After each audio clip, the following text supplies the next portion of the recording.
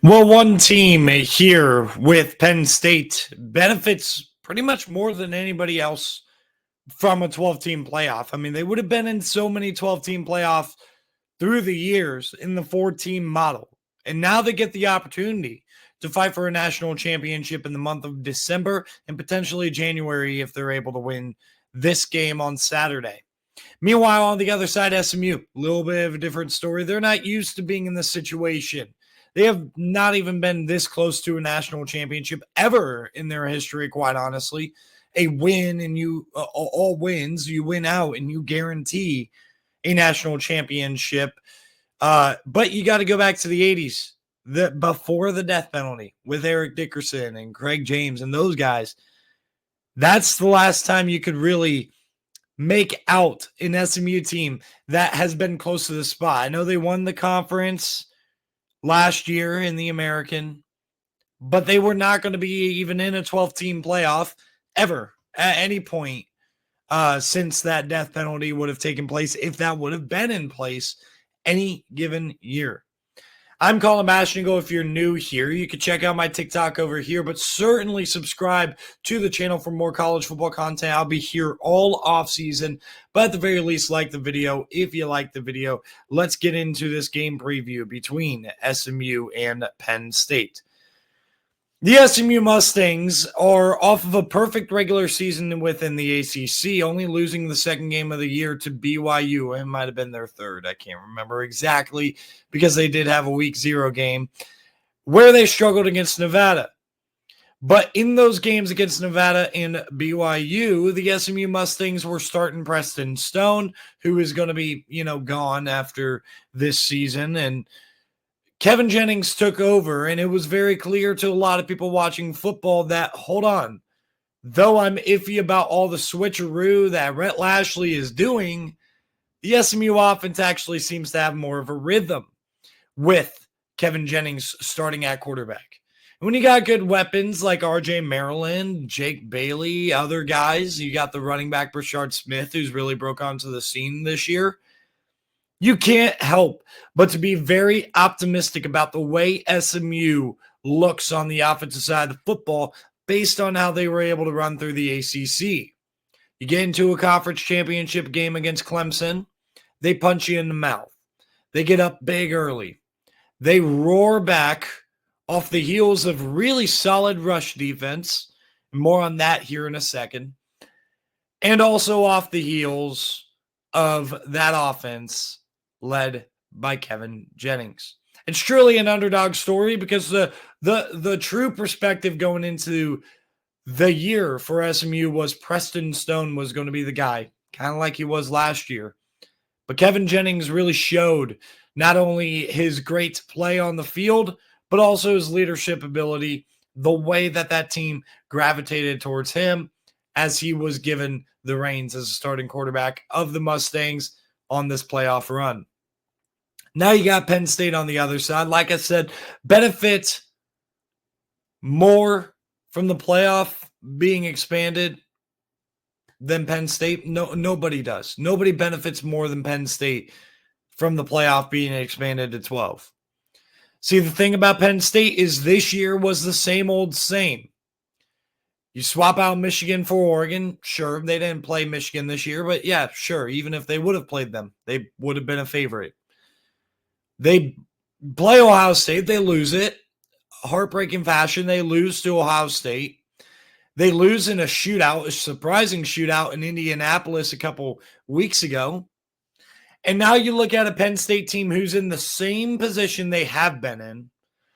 But there's a lot more optimism there because they have a national championship year. This game is not going to dictate whether or not the Penn State narrative gets completely flipped, but rather it keeps that chance of that Penn State narrative under James Franklin getting flipped alive. They're expected to win this game. 8.5-point favorites at home. It's not going to be a whiteout. It's going to be a noon game. Sorry, Penn State fans. You're going to be so upset by that. And it's not on Fox, by the way. I forgot to change that. That's TNT. But I'll roll with it. The Penn State Nittany Lions are in a position still despite being the same exact team this year, not exact, but you get what I'm saying, being in the same exact position at the end of this year as they have been in 2016, 2017, 2018, 2019, 2023 last year. You start to see Penn State here feel blessed almost in a way. But enough about like the circumstances around this game. Let's talk about the Penn State team. The thing that I was most impressed with Penn State, and the reason why they were able to score so many points and keep up with Oregon just one blow short of being able to knot up the Ducks, it's the run game. Nicholas Singleton and Katron Allen both had their best games of the year, at least against Power 4 competition, against the Oregon Ducks. That was big time for them. And it's going to have to show up again because SMU did an amazing job in their comeback of stopping Phil Maffa and that Clemson rushing attack. Like, I have a hard time using the phrase stop when it comes to effectively stopping one aspect of a game of another team, especially on the offensive side of the ball.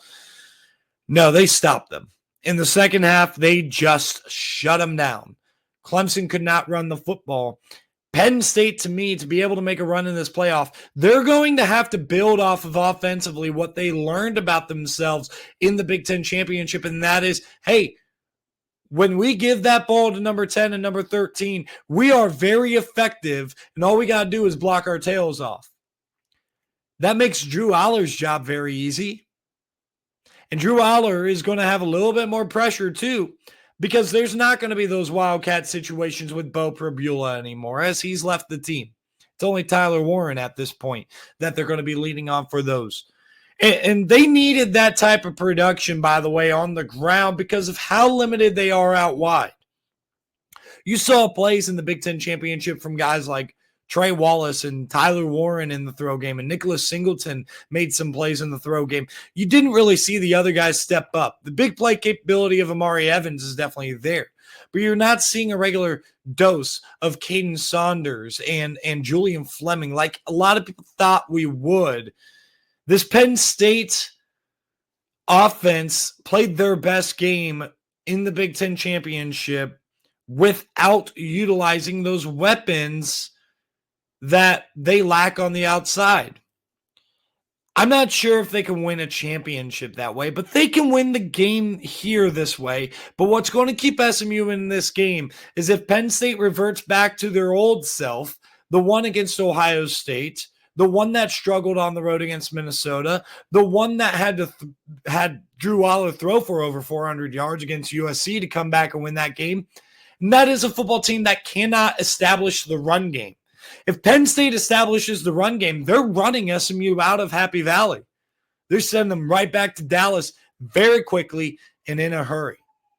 But if they do not establish that run game, guess what that does? And it is not easy to do against SMU. In my opinion, I feel like SMU's rush defense is a lot more consistent and stout than the Oregon rush defense. I think that if they cannot run SMU out of the building, SMU is going to hang around in this game and potentially win. And when you're dealing with Kevin Jennings here, an athletic quarterback, he's not overly killer with his feet, but he does a good job of extending plays, and he does a good job of scrambling for more yards. And you have a run game in yourself with Brashard Smith and others as well. They can really run the football. They have weapons on the outside, and they have a solid tight end. I think this offense is going to be good enough to put up at least a little bit of a fight against this Penn State team. So will this Penn State team be able to parlay their success in Indianapolis and take it back home to be able to blow the doors off of SMU, at least offensively? I don't necessarily think they will. I think that this game is going to be a game that is decided through the arm of Drew Aller. And I think he's capable of doing it, and I think he's going to do it. But I really don't think that what we saw in Indianapolis with Katron Allen and Nick Singleton being able to run the football very effectively at a high clip, I don't think you're going to see that consistently because we haven't seen it all year. If they show me against SMU, it's going to give me a whole lot more optimism for Penn State going into that Boise State game. That would be matchup that would come up next after this one. But even if they win and they can't run the ball, if Boise State wins the rushing battle, that could be a bad day for Penn State. Well, I shouldn't say wins the rushing battle because Ashton Genty. But if Boise State dominates on the ground and Penn State can't establish that run game, that's going to be a very bad day for Penn State, even if they get past this one. So for Penn State, establishing the run game, that's not only important for winning this game because it is very important. It is critical.